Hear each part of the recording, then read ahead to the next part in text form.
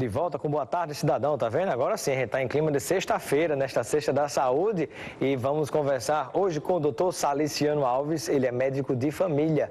Bem-vindo ao Boa Tarde, Cidadão. Boa tarde, obrigado pelo convite. Doutor Saliciano, gostaria que você pudesse compartilhar com o nosso telespectador, para quem não sabe ainda, o que é e do que cuida, do que trata o médico de família. Bem, o médico de família é uma especialidade médica como qualquer outra, né? A gente tem cardiologia, neurologia, pediatria, ginecologia, medicina de família, então é uma especialidade cadastrada no Conselho Federal de Medicina como qualquer outra e que é um especialista em atender pessoas com problemas de saúde frequentes e indiferenciados, né? Por exemplo, aquele tipo de doença que nunca sara, fica sempre voltando, é sempre recorrente. São doenças, o termo o termo mais usado no mundo inteiro é manejar, tratar, cuidar de pessoas com problemas, demandas em saúde frequentes ou indeterminadas. E aí tem situações agudas, né?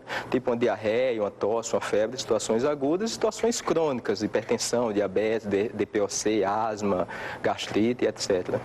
E eu pergunto, no dia a dia, né, as pessoas já estão ficando mais informadas a respeito de em que situação deve procurar um médico de família?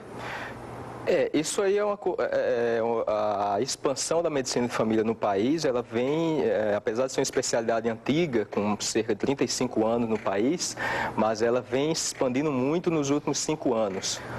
Então, o foco do médico de família, na verdade, é ser o médico de referência para a pessoa. Então, todas as pessoas que têm qualquer queixa em saúde, qualquer demanda em saúde, o ideal era procurar primeiro o médico de família, o médico que a gente fala que é coordenador do cuidado. Seria procurar pelo motivo de que, vamos dizer, na minha família, as pessoas têm determinado problema, determinada doença, isso está acontecendo comigo também. Nesse caso, é recomendado a procura do médico de família, porque tem alguma ligação pelo fato da sua família também ter o mesmo tipo de situação? Na verdade, não exatamente. O que acontece? A denominação brasileira da especialidade é medicina de família e comunidade. É apenas uma nomenclatura. Reino Unido a gente chama de médico de práticas gerais, Espanha médico familiar. Então, cada país tem a sua denominação. É a atenção básica, né? É a atenção primária. O termo básica é um termo que o único lugar do mundo que utiliza é o Brasil, ou seja, não é um termo adequado. O médico de família é o médico especialista em atuar na atenção primária. Por que primária? Porque é o primeiro contato. Então, quando procurar um médico de família, a rigor, qualquer demanda em saúde, o primeiro médico a procurar deve ser o médico de família. Cerca de 90% das vezes vai resolver aquela situação. Quando não vai resolver, referencia, encaminha para um outro médico para acompanhar conjunto. Temos uma pergunta da Michele, do bairro de Ponta Negra, né? Estamos aqui nesta Sexta-feira da Saúde, conversando com o Dr. Saliciano Alves, né? Sexta da Saúde, conversando com o médico aqui, médico de família. Tira a sua dúvida, faz sua pergunta ao vivo, 999229519 ou pelo Instagram, @RobsonCidadão. E a pergunta da Michele de Ponta Negra é a seguinte: qual é a diferença entre o médico de família e o clínico geral? Em que situação você procurou um médico, em que situação você procurou outro médico? Bem, isso é uma boa pergunta e sempre acontece, né? Sempre surge essa pergunta. Na verdade, o clínico geral no país, no Brasil, é considerado um médico que não fez nenhuma residência, nenhuma especialidade, né? Isso muda um pouquinho de país para país. Então, o médico de família, ele é um especialista em medicina de família, ou seja, em atender pessoas com demandas em saúde frequentes ou indeterminadas e que fazem a coordenação do cuidado. A rigor, você não vai procurar um clínico geral, você vai procurar um médico de família em regime ambulatorial, né?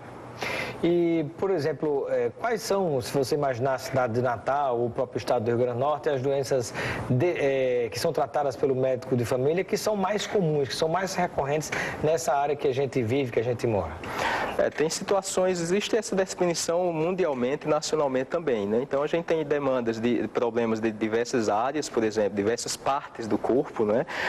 Hipertensão, diabetes, doenças da tireoide, como hipotireoidismo, gastrite, asma, DPOC, problemas dermatológicos frequentes, infecções cutâneas, infecções gastrointestinais, pneumonia, tuberculose. Então, a diferença do médico de família para as demais especialidades médicas é que o médico de família, ele é especialista especialista em atender pessoas com problemas de saúde que não restringem-se a um órgão ou estrutura ou parte do corpo, mas que podem acometer em qualquer parte do corpo, desde que sejam frequentes ou indeterminadas. Então, por que se chama médico de família e não médico de pessoa? É uma boa pergunta, né? Vamos questionar a Sociedade Brasileira de Medicina de Família. Foi uma questão de denominação, né? Muito bem. E a outra pergunta que nós fazemos é, diante dessa atuação do médico de família, nós temos algum tipo de triagem, um encaminhamento que a partir dali se direciona aquele paciente para uma outra atividade, ou tudo acaba sendo tratado pelo próprio médico de família? Essa é uma outra boa questão. As pessoas confundem o médico de família como o médico que faz triagem. O médico de família não faz triagem, ele faz atendimento clínico de alto nível e que 90% a 95% das vezes vai resolver aquela queixa, aquela demanda em saúde, seja lá de qual parte do corpo acometer.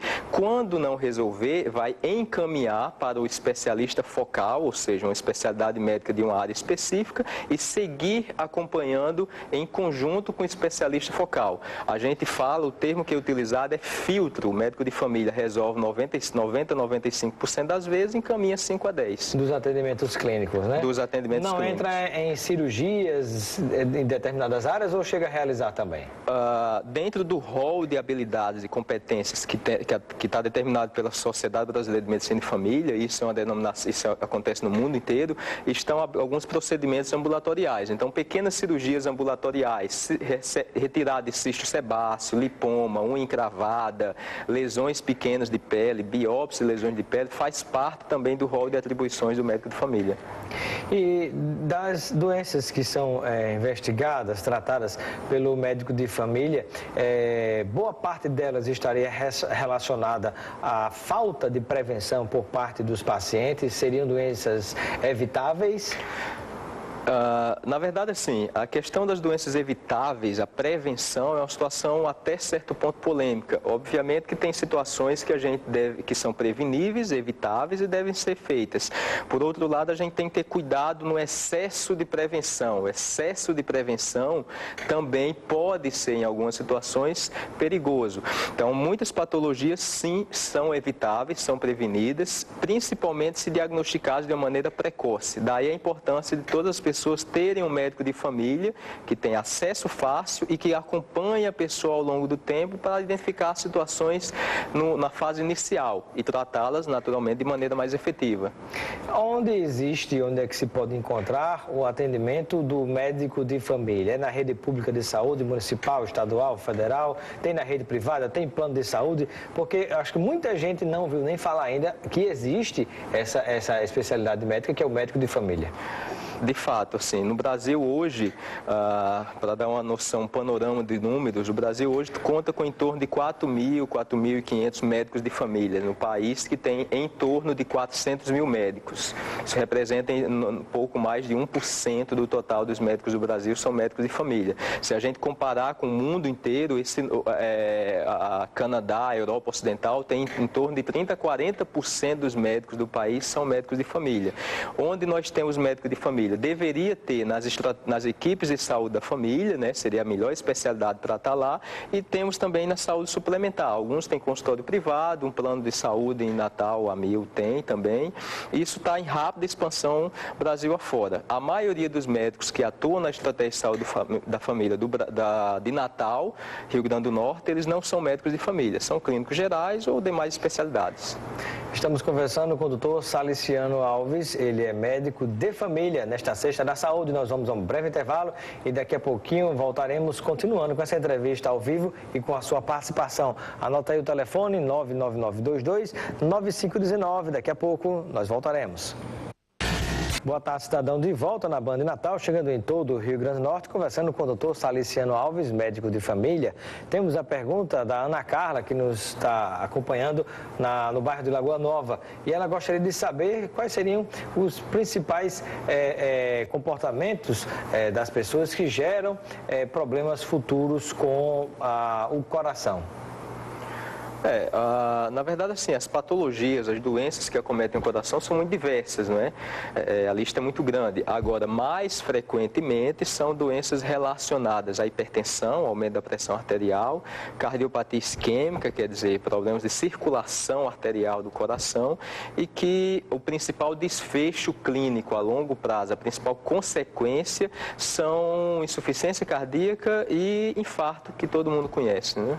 E, por exemplo, de que maneira o hábito alimentar e a falta de atividade física chega a provocar esses tipos de problemas no coração? Perfeito. A gente sabe que grande parte dos eventos cardiovasculares, infarto, cardiopatia isquêmica, insuficiência cardíaca, AVC, né, o chamado derrame, eles são decorrentes de situações de hábitos de vida. Sedentarismo, obesidade, hábitos alimentares com muita gordura, massas, óleos e cigarro, ainda o tabagismo. Então, a prevenção nesses casos se dá muito com combate a esses fatores de risco. Pergunta do telespectador, Nicole da Cidade da Esperança, ela quer saber sobre planejamento familiar. Se ela quiser pensar em ter filhos daqui a 3, 4 anos, ela poderia buscar o profissional médico da família ou o ideal é buscar um obstetra? O ideal, como eu falei anteriormente, sempre que a pessoa tem qualquer demanda em saúde, de qualquer idade, não tem restrição à idade, desde o nascimento até o final da vida, é procurar primeiro o médico de família. Então, inclusive para situações de planejamento familiar, de métodos contraceptivos para evitar a gravidez indesejada, né? Muito bem. E uma outra pergunta que nós fazemos, além desses problemas cardiológicos, o que mais poderia citar que tem gerado, pela falta de cuidado com a saúde, problemas com as pessoas? A estatística brasileira de mortalidade é muito semelhante à estatística mundial. Primeira causa de morte, primeira e segunda, são eventos cardiovasculares, problemas cardíacos, problemas encefálicos, infarto e AVC principalmente, questões de violência urbana, né, entra aí como geralmente primeira e segunda causa, as neoplasia, o conjunto de todos os tipos de cânceres, e aí em seguida vem questões respiratórias, então asma, DPOC, o próprio cigarro, e processos infecciosos, então infecções cutâneas, infecções endêmicas do Brasil, como tuberculose, pneumonia, uma outra infecção respiratória bastante frequente. Todas elas potencialmente evitáveis e tratadas se feitas de maneira adequada e precocemente. Doutor Salesiano Alves, qual é a sua visão a respeito de alguns tratamentos medicinais feitos à base da própria maconha ou de produtos derivados da maconha? Esse assunto tem sido discutido, já existe no Rio Grande do Norte, inclusive, decisão por parte de um juiz federal. Isso gera muita polêmica, nós sabemos disso, mas já existem médicos no país que recomendam, que receitam tratamentos à base da maconha. Qual é a sua visão a respeito? É um tema, como você falou, bastante polêmico e que a gente precisa fazer um debate com cautela e à base da medicina baseada em evidência, dos estudos clínicos e científicos feitos no mundo inteiro. Tem algumas situações que parece que derivados da maconha, ele pode ser útil em algumas situações muito específicas. Por exemplo, o mais conhecido, o mais usado no mundo inteiro, o canabidiol, é um derivado da maconha usado para tratamento de pessoas que têm epilepsia refratária a todos os tratamentos convencionais. Isso é uma exceção, não é a regra. O caso do Rio Grande do Norte foi concedido para um tratamento de mal de Parkinson, de uma senhora idosa. É uma outra indicação também, ainda mais rara do que a epilepsia. Outras situações de dor crônica também podem ser utilizadas, desde que de maneira muito criteriosa, e assim, a gente precisa estudar mais, né? Eu acho que a conclusão precisamos revisar mais, estudar mais as indicações. As indicações parecem ter, desde que respeitados os dados científicos que a gente tem na literatura. Existem alguns fatores aí ligados a questões políticas que se tenta defender, inclusive, a legalização do consumo de maneira geral da maconha. Por outro lado, também tem interesses comerciais de indústrias que pretendem vender, que pretendem agir nesta área também, como ao lado da própria o tratamento da medicina e da cura, né? Então, como é que você se posiciona no meio dessas questões enquanto profissional médico, né? Quando você se depara diante de pessoas que perguntam sobre o que é que o senhor pensa sobre tratar ou não tratar a base de produtos que venham derivados da própria maconha? Existem duas situações. Uma é a legalização para uso recreativo. A outra é uma legalização para uso medicinal. A legalização para uso medicinal, respeitando as indicações de maneira muito clara, evitando a banalização do uso, utilizando de maneira técnica, criteriosa, pode ser algo realmente que trazer benefício para a sociedade, né? Eu acho que é válido a gente caminhar nesse sentido. O uso cada caso é um caso, na verdade. Não é porque tô doente, vou sair fumando maconha, não é assim, né? Perfeito, cada caso é um caso. A gente tem a literatura médica, estudos clínicos no mundo inteiro, mostrando algumas situações bem específicas que o uso pode ser benéfico. E a gente tem que ter cuidado em fazer uma discussão técnica e evitar discussões que envolvam, por exemplo, questões políticas na tomada de decisão.